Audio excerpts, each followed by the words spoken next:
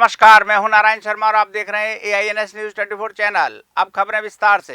छत्तीसगढ़ में कोयला और शराब घोटाले की जांच कर रही ईडी ने आज एंटी करप्शन ब्यूरो में शराब घोटाले के केस में ईडी की ओर से रायपुर के महापौर एजाज ढेबर के भाई अनवर ढेबर, पूर्व आबकारी मंत्री कवासी लखमा, पूर्व IAS अनिल टुटेजा, उनके बेटे यश टुटेजा, विजय भाटिया समेत 1 दर्जन से अधिक आबकारी अधिकारियों के नाम शामिल हैं।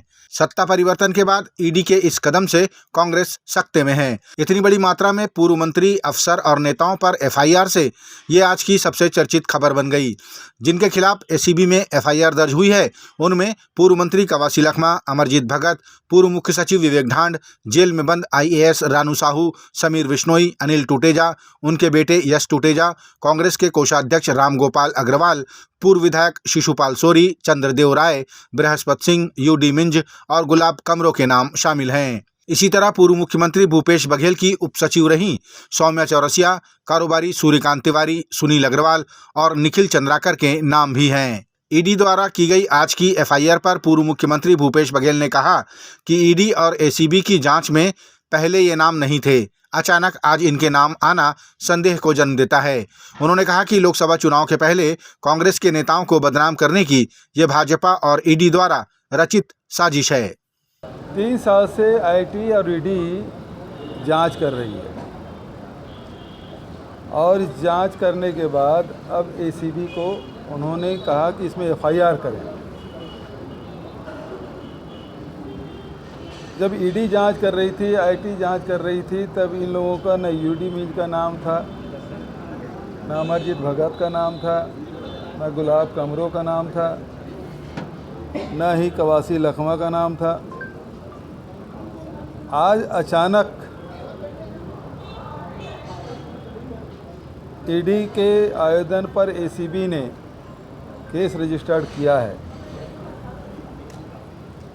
और सारे हमारे नेताओं के नाम उसमें लिखा गया है।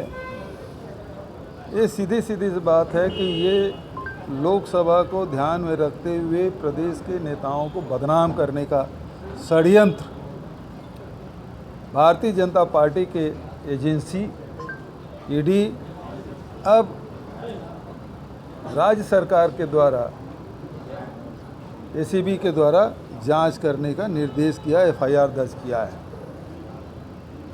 UD मिंज का नाम आना मतलब ये बताता है कि मुख्यमंत्री कितने छोटे सोच के हैं, जबकि ईडी के किसी जांच में UD मिंज का नाम नहीं आया है। UD मिंज का दोष केवल इतना है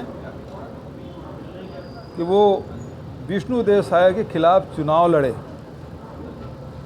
उनका दोष केवल इतना है और इसलिए उसका नाम आया है। मुख्यमंत्री की इतना छोटे सोच का नहीं होना चाहिए। भारत की राजधानी दिल्ली में गणतंत्र दिवस के मौके पर छत्तीसगढ़ की झांकी आकर्षण का केंद्र बन गई। इसकी तस्वीरें राष्ट्रीय मीडिया पर बेहद चर्चा का विषय बनी रहीं। दिल्ली के कर्तव्य पथ पर छत्तीसगढ़ की झांकी बस्तर की आदिम जनसंसद मुरिया दरबार को खूब पसंद किया गया। छत्तीसगढ़ की ये झांकी बताती है कि किस तरह से लोकतांत्रिक मूल्य बस्तर के समाज में हमेशा से रहे हैं।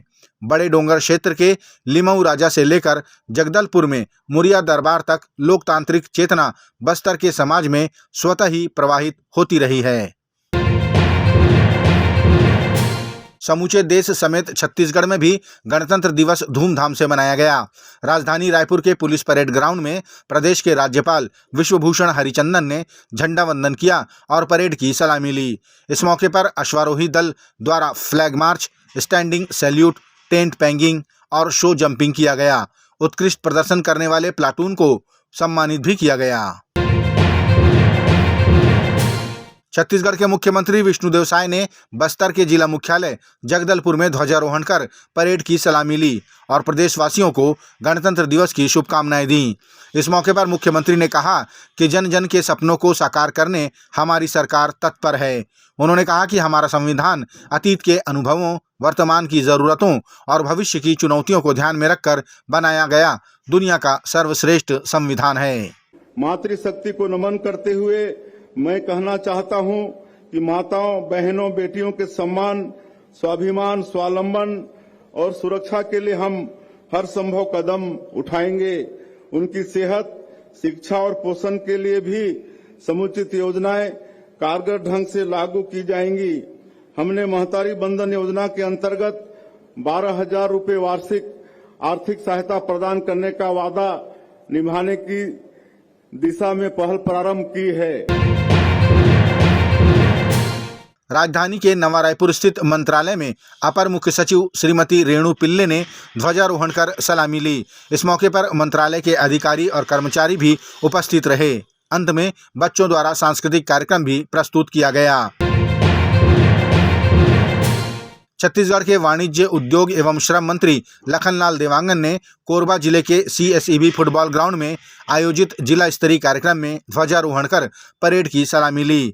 इस मौके पर उन्होंने मुख्यमंत्री द्वारा आम नागरिकों के लिए जारी संदेश का वाचन किया। कार्यक्रम में जिलाधीश अजीत वसंत, पुलिस अधीक्षक जितेंद्र शुक्ला समेत बड़ी संख्या में गणमान्य नागरिक मौजूद रहे। छत्तीसगढ़ के महासमुंद जिले में पर्यटन एवं संस्कृति मंत्री ब्रजमोहन अग्रवाल ने गणतंत्र दिवस पर ध्वजारोहण कर परेड की सलामी ली। उन्होंने खुली जीप में भ्रमण कर जनता का अभिवादन स्वीकार किया। यहां लगभग 1000 स्कूली बच्चों ने रंगारंग सांस्कृतिक कार्यक्रम प्रस्तुत किया। साथ ही शासकीय योजनाओं पर आधारित झांकी का प्रदर्शन भी किया गया। मंत्री ब्रजमोहन अग्रवाल ने अंत में उत्कृष्ट प्रदर्शन के लिए अधिकारी, कर्मचारी और स्कूली बच्चों को सम्मानित किया।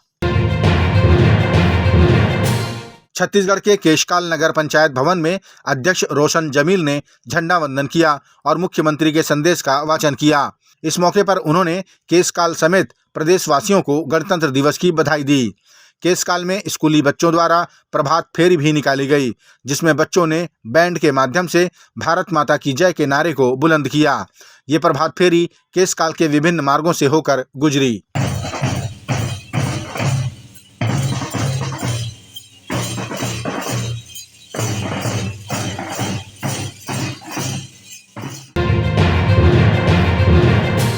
पद्मश्री सम्मान के लिए इस बार छत्तीसगढ़ से 3 विभूतियों का चयन किया गया, जिनमें जशपुर के जागेश्वर यादव, रायगढ़ के रामलाल बरेठ और नारायणपुर के हेमचंद मांझी का नाम शामिल है। तीनों विभूतियों को अलग अलग क्षेत्र में उत्कृष्ट कार्यों के लिए सर्वोच्च नागरिक पुरस्कार से सम्मानित किया गया।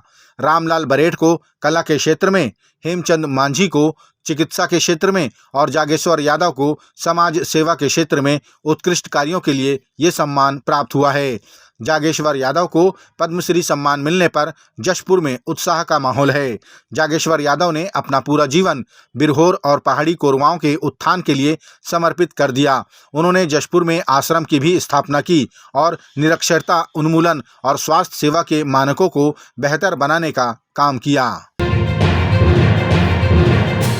ये थे आज के प्रमुख समाचार। आप देख रहे थे हमारा लोकप्रिय यूट्यूब चैनल AINS न्यूज़ 24। अब हमें इजाज़त दीजिए, कल तक रोजाना की ताज़ा खबरों के लिए आप देखते रहिए हमारा लोकप्रिय यूट्यूब चैनल।